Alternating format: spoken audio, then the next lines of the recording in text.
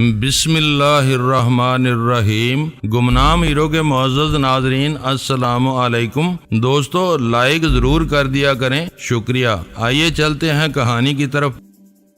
ہاشمی کے دل میں اس کے خلاف جو نفرت بیٹھی ہوئی ہے وہ بالکل صحیح ہے، لیکن ہاشمی اپنے کچلے ہوئے جذبات کی تسکین مجھ سے چاہتی تھی۔ یہ مجھے منظور نہ تھا۔ میں یہ سمجھ گیا تھا کہ وہ کسی پٹھان کے ساتھ درپردہ دوستی نہیں لگاتی، کیونکہ پٹھان ایک دوسرے کو دھوکہ نہیں دیتے تھے۔ میں چونکہ پٹھان نہیں تھا، اس لیے وہ مجھ سے ایسی توقع نہیں رکھتی تھی۔ میں اس سوچ میں غرق رہنے لگا کہ اس خوبصورت اور جوان عورت سے کس طرح اپنا دامن بچاؤں۔ میں اتنا شریف اور صاحب کردار تھا یا نہیں، یہ مجھ تک ہی رہنے دیں۔ اصل خطرہ تو یہ تھا کہ ذرا سے شک پر بھی میں ان لوگوں کے ہاتھوں مارا جاؤں گا تو یہ لوگ میری لاش باہر پھینک کر یہ کہیں گے کہ یہ تھا ایک غدار اور بے غیرت۔ اگلے ہی روز ہمیں اطلاع ملی کہ بنوں سے ایک کانوائے فوج کی آ رہی ہے، جس کی منزل رزمک تھی۔ اس وقت قبائلی پٹھان فوجی کنوائیوں پر ہی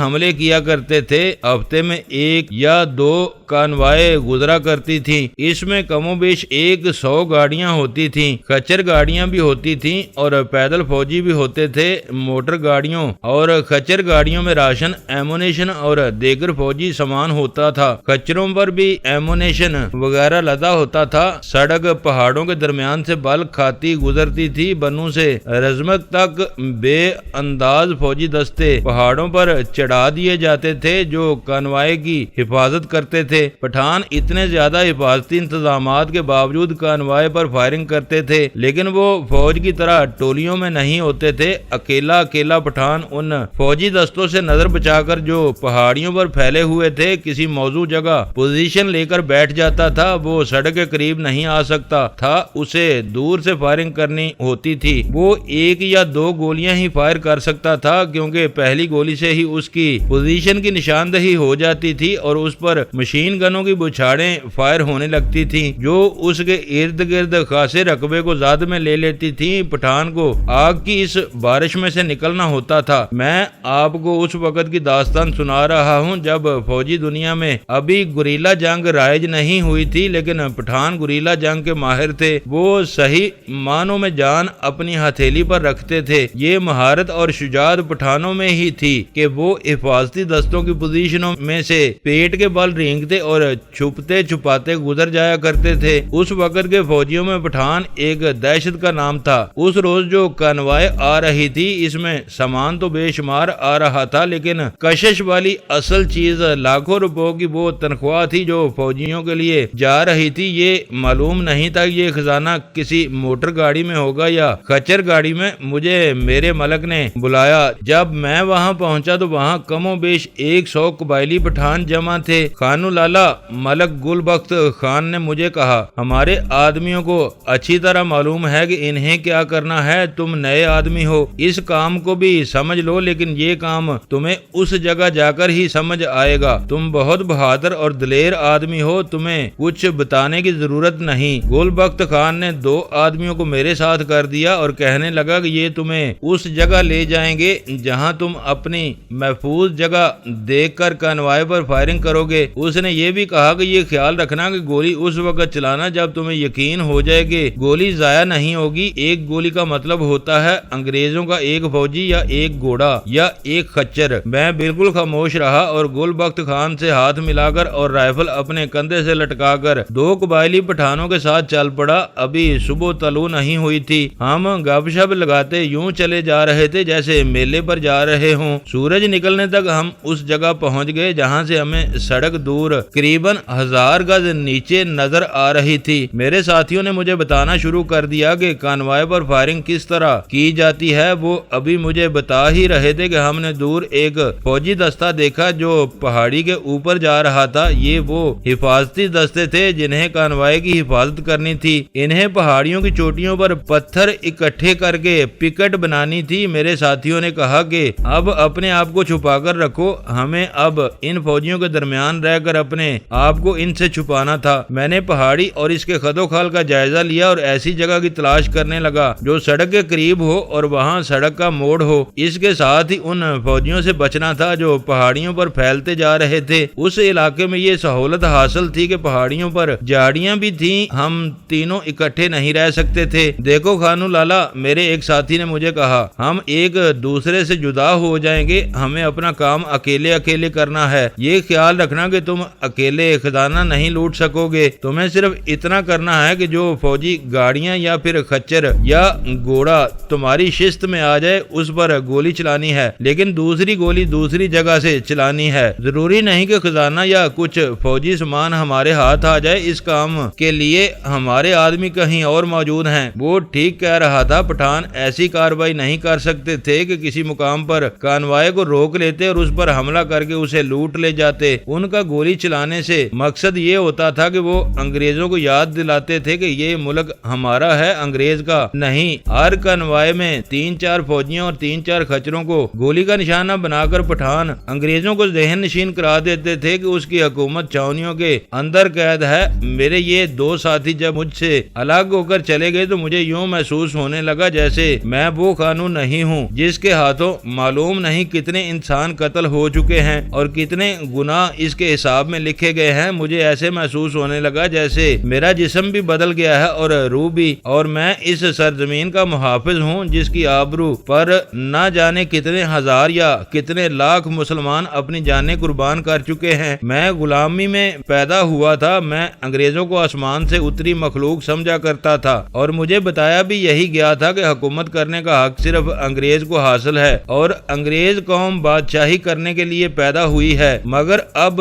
مجھ میں کچھ اور ہی جذبہ پیدا ہو گیا تھا اور کسی کے سمجھائے بغیر مجھے آزادی کا مفہوم معلوم ہو گیا تھا۔ میں نے یہ ارادہ کیا کہ کسی ہندوستانی کو نہیں بلکہ کسی انگریز کو گولی ماروں گا۔ کانوائے کے آنے میں ابھی بہت وقت تھا۔ مجھے اپنے اوپر پہاڑی کی چوٹی پر حرکت سنائی دی۔ میں نے چھپ کر اوپر دیکھا، فوجی بڑے بڑے پتھر اکٹھے کر کے پکٹ بنا رہے تھے۔ وہ بھی ہندوستانی تھے، میں بھی ہندوستانی تھا۔ افسوس اس بات کا ہو رہا تھا کہ وہ مسلمان تھے۔ اس زمانے میں مسلمان فوجی کی پہچان اس کی خاکی پگڑی کا خاص انداز ہوتا تھا۔ انگریز کی بادشاہی نے بھائی کو بھائی کا دشمن بنا دیا تھا۔ ان میں سے 1-2 کو میری گولیوں سے مرنا تھا اور مجھے ان کی مشین گن کا نشانہ بننا تھا، لیکن مجھے پٹھانوں نے بتایا تھا کہ اس پیکٹ پر گولی نہیں چلانی، ہمارا اصل ٹارگٹ کانوائے ہوتی تھی۔ میں ایسی جگہ چھپا ہوا تھا جہاں میرے اوپر گھنی جھاڑیاں تھیں اور میرے سامنے اتنا بڑا چٹانی پتھر تھا جس کے پیچھے بیٹھ کر میں آسانی سے چھپا ہوا تھا۔ وقت گزرتا چلا جا رہا تھا، پہاڑیوں پر فوجی پھیل چکے تھے۔ مجھے فضا میں ایک مانوس گن گرج سی سنائی دی اور فوراً بعد 2 پروں والا ایک ہوائی جہاز میرے اوپر سے گزر گیا۔ یہ اسی قسم کا جہاز تھا جو میں نے رائفل سے آسام کے جنگلوں میں گرایا تھا۔ ویسا ہی جہاز مجھے یہاں نظر آیا تو میں نے اس پر فائر کرنے کا ارادہ کر لیا، لیکن جہاز دور نکل گیا اور پھر دور ہی سے ایک اور چکر کاٹ کر نظروں سے اوجھل ہو گیا۔ میں وہاں سے نیچے کو سرکنے لگا، کچھ نیچے گیا تو پہاڑ بالکل عمومی ہو گیا جیسے یہ کنویں کی دیوار ہو۔ اگر میں دائیں یا بائیں سے نیچے جاتا تو میں اوپر والے فوجیوں کی نظر میں آ سکتا تھا۔ میں نے خطرہ مول لیا اور رائفل پیٹ کے پیچھے کر کے ہاتھ اوپر جما کر نیچے کو لٹک گیا۔ پاؤں جمانے کی کوئی جگہ نہ تھی۔ میں نے اوپر سے ہاتھ چھوڑ دیے اور نیچے پتھروں پر جا پڑا۔ دائیں گھٹنے پر مجھے بڑی سخت چوٹ لگی، لیکن میں نے اس کا کوئی خیال نہ کیا اور پاؤں پر سرکتے سرکتے نیچے چلا گیا۔ کچھ دور نیچے جا کے اوپر دیکھا تو فوجیوں کی پکٹ نظر نہ آئی۔ مجھ میں اتنا زیادہ جوش پیدا ہو گیا کہ میں نے سڑک کے بہت ہی قریب بیٹھنے کا ارادہ کر لیا۔ دور پیچھے ایک خشک نالا تھا۔ انگریزوں کی بادشاہی پر گولی چلانے کے لیے مجھے وہ نالا زیادہ موزوں نظر آیا۔ میں چھپتا چھپاتا سرکتا پہاڑی سے اترتا گیا۔ کہیں کہیں میں اوپر دیکھتا تھا مجھے فوجی نہ دیکھ رہے ہوں۔ کرتے کرتے میں نالے میں اتر گیا۔ نالے کے کنارے خاصے اونچے تھے۔ میں کنارے کے ساتھ ساتھ نالے میں کچھ دور تک چلا گیا اور سامنے والے کنارے کے اوپر جا چڑھا۔ وہاں تک پہنچتے بہت ہی وقت گزر گیا۔ اب میرے اندر کچھ ایسا احساس ہو گیا تھا جیسے میں شیر یا چیتا ہوں اور اپنے شکار پر جھپٹنے لگا ہوں۔ دوسرے کنارے پر چھوٹی چھوٹی چٹانیں चट्टानें थी। मैं इनकी ओट में हो गया। तकरीबन 1 घंटा बाद कानवाई की पहली मोटर गाड़ी नजर आई जो बड़ी तेजी से मोड़ काट कर आगे निकल गई। चंद और फौजी लारियां गुजर गईं, फिर खच्चरें नजर आईं जिन पर बक्स लदे हुए थे। मैंने पहली खच्चर को राइफल की शिस्त में लिया तो करीब ही से मुझे एक राइफल का धमाका सुनाई दिया। पहले तो यूं लगा जैसे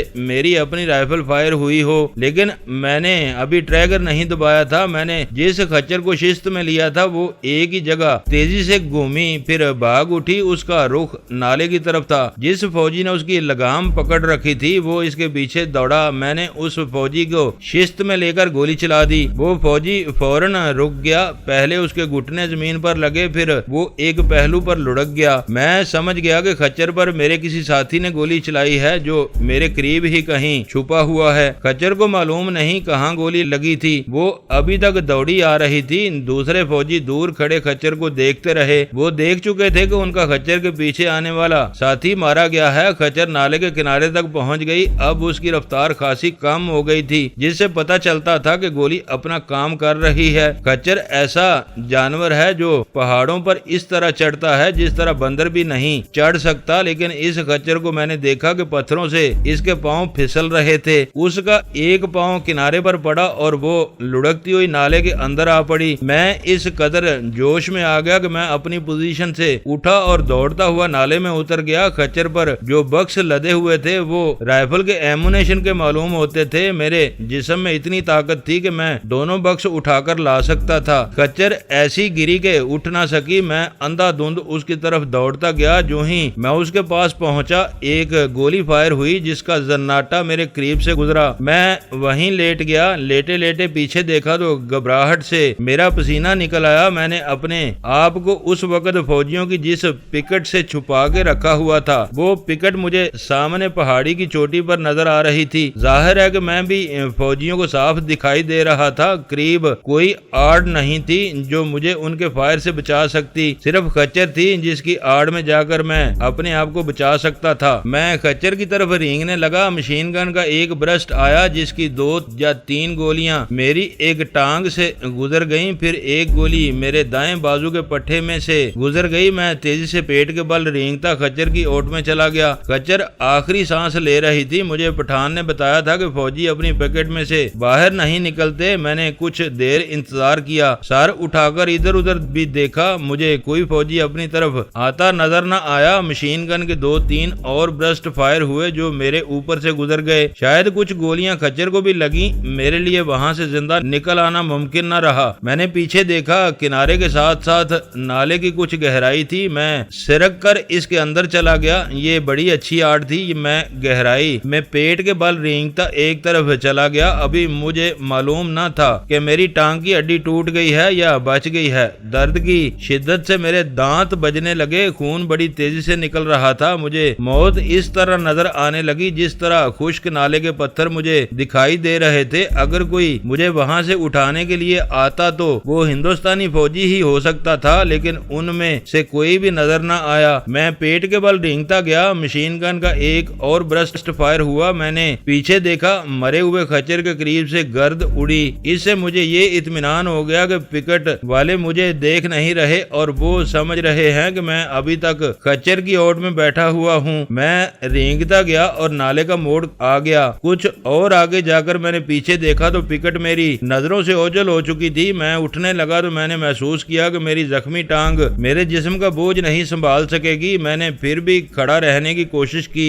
और जख्मी टांग की तरफ वाले हाथ में राइफल लेकर उसका सहारा ले लिया। जब चलने लगा तो जख्मी टांग को घसीटना पड़ा। मुझे कदमों की आहट सुनाई दी। मैं फौरन बैठ गया और राइफल कंधे से लगा ली। वो फौजी ही हो सकते थे जो करीब ही कहीं पोजीशन में होंगे और मुझे देखकर मेरी तरफ आ रहे होंगे, लेकिन सामने आए तो मैंने सुकून की आह भरी। वो फौजी नहीं बल्कि मेरे अपने 2 साथी थे जिनके साथ मैं यहाँ तक आया था। तुम बहुत बेवकूफ हो खानू, इनमें से एक ने कहा। हमने तुम्हें कहा था कि ऊपर नीचे और दाएं बाएं का ख्याल रखना और अपने आप को सामने न लाना। खच्चर पर एमुनेशन के 2 बक्स देखकर मैं जोश में आ गया था। मैंने कहा, तुम खुश किस्मत हो कि हमने तुम्हें देख लिया था और हम करीब थे। मेरे एक साथी ने कहा, अब तुम्हें यहाँ से वापस ले जाना है लेकिन तुम चलने के काबिल شامل نہیں ہو۔ ان میں سے ایک نے مجھے اپنے کندھے پر ڈال لیا۔ میرا جسم لمبا، تڑنگا اور گوشت سے بھرا ہوا تھا۔ میں حیران تھا کہ یہ پٹھان مجھے اٹھا کر اس پہاڑی علاقے میں کیسے چل سکے گا۔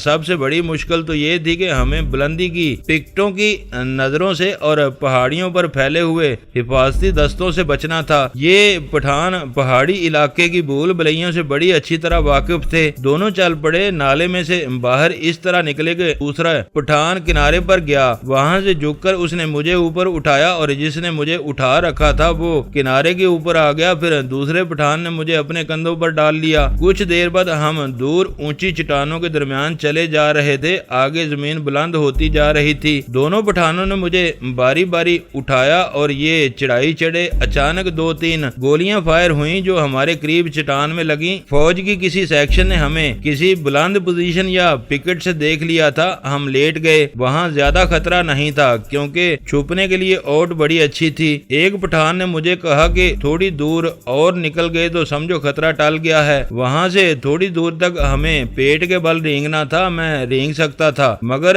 درد کی یہ کیفیت تھی جیسے ابھی تک میری ٹانگ میں سے گولیاں گزر رہی ہوں۔ کچھ آگے جا کر دونوں پٹھان اٹھے اور ایک نے مجھے کندھے پر اٹھا لیا۔ میں نے انہیں 2-3 مرتبہ کہا کہ مجھے اتار دیں، میں چلنے کی کوشش کروں گا، لیکن انہوں نے میری ایک نہ سنی۔ کچھ درد کی شدت سے اور زیادہ تر خون بہہ جانے سے میری آنکھوں کے آگے اندھیرا سا آ جاتا جو 1-8 منٹ بعد صاف ہو جاتا۔ پیاس سے میرے حلق میں کانٹے چبھنے لگے لیکن وہاں پانی کا نام و نشان بھی نہ تھا۔ مجھے یہاں تک یاد ہے کہ جس پٹھان نے مجھے اٹھا رکھا تھا وہ رک گیا اور گھٹنوں کے بال بیٹھ گیا۔ دوسرا پٹھان اس کے ساتھ لگ کر بیٹھا اور اس نے مجھے کندھے پر ڈال لیا۔ وہ اٹھا اور اس کے ساتھ ہی میری آنکھوں کے آگے ایسا اندھیرا آیا جو صاف نہ ہوا۔ اس کے بعد مجھے کچھ پتا نہیں کہ وہ کس طرح آئے اور کتنی دور تک مجھے اٹھا کر لائے۔ جب مجھے ہوش آیا اور میری آنکھ کھلی تو سب سے پہلے مجھے چھت نظر آئی جو درختوں کی موٹی ٹہنیوں سے بنائی گئی تھی۔ میں نے دائیں بائیں دیکھا، یہ کچا سا ایک کمرہ تھا اور میں فرش پر پڑا تھا۔ میرے نیچے کھجور کی صف تھی اور اس کے نیچے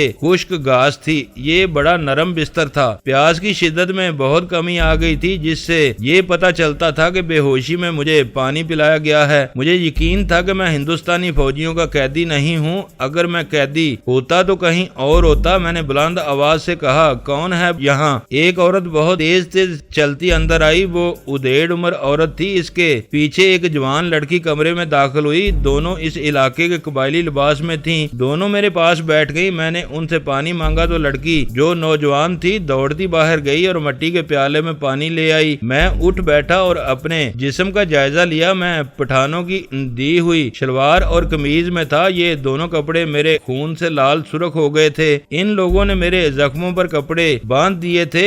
لڑکی پانی لے آئی تو میں نے پی لیا۔ وہ پھر دوڑی باہر گئی۔ اب وہ آئی تو اس کے ہاتھ میں چنگیر تھی۔ چنگیر میں پراٹھے تھے اور مٹی کی ایک بڑی رکابی میں چنے کی دال تھی۔ میں نے جانوروں کی طرح کھانا شروع کر دیا۔ وہ کہاں ہے؟ میں نے پوچھا۔ وہ تمہیں یہاں چھوڑ کر چلے گئے تھے، عورت نے جواب دیا۔ کیا یہ ان کا گھر ہے؟ یہ گھر ہر اس مسلمان کا ہے جو فرنگی کے خلاف لڑتا ہے، عورت نے کہا۔ وہ ہمارے کچھ نہیں لگتے جو تمہیں یہاں چھوڑ گئے ہیں۔ وہ شاید شام کو واپس آئیں گے۔ شام تک یہاں کوئی مرد نہیں ملے گا۔ سب فرنگی کے خلاف لڑنے کے لیے گئے ہوئے ہیں۔ یہ ہمارا رواج ہے کہ اپنے زخمی کو اس پٹھان کے گھر تک پہنچا دیا جاتا ہے جو قریب ہو۔ زخمیوں کو دیکھنا، ان کی مرہم پٹی اور ان کا خیال رکھنا عورتوں کا کام ہے۔ تمہارے ساتھی ہمیں بتا گئے تھے کہ تم پردیسی ہو، ہم لوگ تمہاری بہت خدمت کریں گے۔ میں جتنی دیر ان کے پاس رہا انہوں نے میری بہت خدمت کی۔ ادھیڑ عمر عورت نے مجھے بتایا کہ میرے زخم جلدی ٹھیک ہو جائیں گے کیونکہ گولیاں پٹھوں سے گزری ہیں اور ہڈیاں محفوظ ہیں۔ اس نے یہ بھی بتایا کہ زخموں میں جو دوائی ڈالی گئی ہے وہ زخموں کو جلدی ٹھیک کر دے گی۔ سورج غروب ہو چکا تھا جب میرے دونوں ساتھی آ گئے۔ وہ ایک خچر لے آئے تھے۔ انہوں نے مجھے خچر پر بٹھایا اور چل پڑے۔ میں نے باہر نکل کر دیکھا، یہ کوئی گاؤں نہیں تھا، صرف یہی ایک کمرہ تھا اور اس کے آگے سارا قبائلی علاقہ اس مکان کا صحن تھا۔ قبائلی علاقے میں اس وقت اسی طرح پہاڑیوں کے درمیان ایک آدھا مکان نظر آتا تھا۔ زیادہ گھروں کے گاؤں بہت دور دور تھے۔ 3-4 گھنٹوں بعد جب میں چھوٹے سے اس گاؤں میں پہنچ گیا جہاں ان لوگوں نے مجھے ایک مکان دے رکھا تھا، اندر جاتے ہی میں चारपाई पर गिरा और मेरी आंख लग गई। जब मेरी आंख खुली तो बाहर धूप चमक रही थी। सबसे पहले मेरी नजर हाशमे पर पड़ी जो मेरी चारपाई पर मेरे साथ लगकर बैठी हुई थी। उसके होंठों पर मुस्कुराहट आ गई। मेरा खानू बहुत बहादुर है, उसने मेरे माथे पर बड़े प्यार से हाथ फेरते हुए कहा। मेरा जी चाहता है कि अपने जिस्म का सारा खून तुम्हारे जिस्म में डाल दूं। मुझे पता चल गया है कि तुमने कितनी बहादुरी दिखाई है। वो मेरे ऊपर इस तरह झुकी कि उसका चेहरा जो जवानी के जोश से दमक रहा था, उसकी आंखें जिनमें जवानी की तशनगी थी और उसकी मुस्कुराहट मेरी आंखों के करीब आ रही थी। उसका चेहरा मेरे चेहरे के इतनी करीब आ गया कि मैं उसकी सांसों की तपश को महसूस करने लगा। मैंने अपना हाथ अपने और उसके दरमियान कर दिया। उसकी मुस्कुराहट गायब हो गई। आहिस्ता आहिस्ता उसका चेहरा पीछे हटने लगा। तुम जालिम हो, उसने सरगोशी में कहा, लेकिन इस सरगोशी में जज्बात का कहर था। किसी ने देख लिया तो हम दोनों को गोली मार देगा। मैंने कहा, मेरे इतने करीब ना आओ। क्यों ना आऊं? इसलिए कि मैं भी तुम्हारी तरह जवान हूँ। मैंने कहा, कहीं ऐसा ना हो कि मैं अपने आप को ना संभाल सकूं। तुम चली जाओ हाशमे, मुझे इतनी सख्त इम्तिहान में न डालो। अब मुझे तुम्हारे पास बैठने से कोई नहीं रोक सकता। हाशमे ने कहा, मुझे खान गुल बख्त ने कहा है कि मैं तुम्हारी देखभाल करूं। मुझे अपने खामद ने भी कह दिया है कि खानू परदेसी है और ये हमारे पीछे अपनी जान और अपना खून कुर्बान कर रहा है। उसने मुझे कहा है कि तुम खानू का हर तरह ख्याल रखो। अब मुझे किसी का डर नहीं। मैं बच्चा तो ना था, मैं जान गया कि हाशमे क्या चाहती है। मुझे अच्छी तरह मालूम था कि मोहब्बत नहीं चाहती। मैंने हाशमे के चेहरे को एक बार फिर बड़ी गौर से देखा और इसके खामद का चेहरा मेरी आंखों के सामने आ गया। जवानी में ही मुरझाया हुआ चेहरा और चर्च के नशे से चढ़ी हुई आंखें जिनका रंग पीला और बड़ा ही मैला हो गया था। उसके जिस्म को इसी उम्र में दीमक लग गई थी। हाशमे हाथों से उसकी हड्डियां तोड़ सकती थी। क्या तुम अपने आप को बहुत खूबसूरत और जवान समझते हो? हाशमे ने दांत पीस कर कहा, या मैं तुम्हारी नजर में बदसूरत हूँ? अगर तुम किसी की बीवी ना होती तो मैं अपनी जान की कीमत देकर तुम्हें हासिल कर लेता। मैंने कहा। हाशमे कुछ कहने ही लगी थी कि बाहर किसी के कदमों की आहट सुनाई दी। हाशमे मेरी चारपाई से उतरकर फर्श पर बैठ गई। गुल बख्त खान अंदर आया और मेरा हाल अहवाल पूछने लगा। वो मेरे पास बैठा तो हाशमे चली गई। ये बड़ी अच्छी औरत है, गुल बख्त खान ने कहा। इसका बाप और एक भाई फिरंगियों से लड़ते हुए मारे गए। लड़ाई में हमारा जो आदमी जख्मी होकर आता है, हाशमे उसकी बहुत खिदमत करती है। इसने मुझे कई बार कहा है कि इसे मर्दों के साथ फिरंगी के खिलाफ लड़ने के लिए जाने दिया जाए, लेकिन हम औरत को फिरंगी के सामने नहीं ले जा सकते। ये कहती है कि ये अपने बाप और अपने भाई के खून का इंतकाम लेने के लिए बेताब है। इसका खामद इंतकाम ले सकता है। मैंने कहा, वो बुज़दिल है। गुल बख्त खान ने हकारत से कहा, बेगैरत है। तुम देखना खानू लाला, ये शख्स हराम मौत मरेगा। मेरे होंठों पर आ गई थी कि गुल बख्त खान से कह दूं कि वो हाशमे को मेरे पास आने से रोक दे, लेकिन मैंने इस ख्याल से होंठ सी लिए कि इसका नतीजा अच्छा न होगा। गुल बख्त खान अपने गांव से मुझे देखने आया था। थोड़ी देर बैठकर चला गया। एक आदमी एक दिन छोड़कर मेरी पट्टी बदलने आया करता था। 6-7 दिनों में मेरे जख्मों की हालत बेहतर होने लगी। हाशमे दिन के वक्त मेरे पास आती। उसका अंदाज वालहाना था। वो ज्यादातर वक्त मेरे साथ चारपाई पर बैठकर गुजारती थी। हाशमे, मैंने एक रोज उसे कहा, तुम मेरे लिए पाक और मुकद्दस औरत हो। तुम्हारा बाप और भाई जहाद में शहीद हुए हैं। तुम्हें पता चल गया है? हाशमे ने कहा। मैं अपनी जुबान से ये बात नहीं कहना चाहती थी। क्यों? मैंने पूछा। शहीद होना जुर्म है? नहीं, उसने जवाब दिया। हमारे बुजुर्ग कहते हैं कि खुदा की राह में नेकी करके किसी के साथ इसका जिक्र करो तो खुदा नाराज होता है। मेरा बाप और भाई खुदा की राह में शहीद हुए हैं खानू। उसने मेरा एक हाथ अपने दोनों हाथों में लेकर कहा और इस हाथ को आहिस्ता आहिस्ता मसलते हुए कहा, अपने बाप और भाई के खून का इंतकाम मेरे ऊपर एक कर्ज है, लेकिन मेरा और कोई भाई नहीं। मैंने अपने खामन से कहा कि ये काम वो करे, मगर वो कहता है कि वो तुम्हारा भाई और तुम्हारा बाप था। मैं क्यों इंतकाम लूं? वो दरअसल बुज़दिल और नशई है। दोस्तों, वीडियो को लाइक जरूर कर दिया करें। ISI पाक आर्मी जिंदाबाद, पाकिस्तान पाइंदाबाद। मुअज़्ज़ज़ नाज़रीन, अपना ख्याल रखिएगा और अपने इस चैनल का भी शुक्रिया।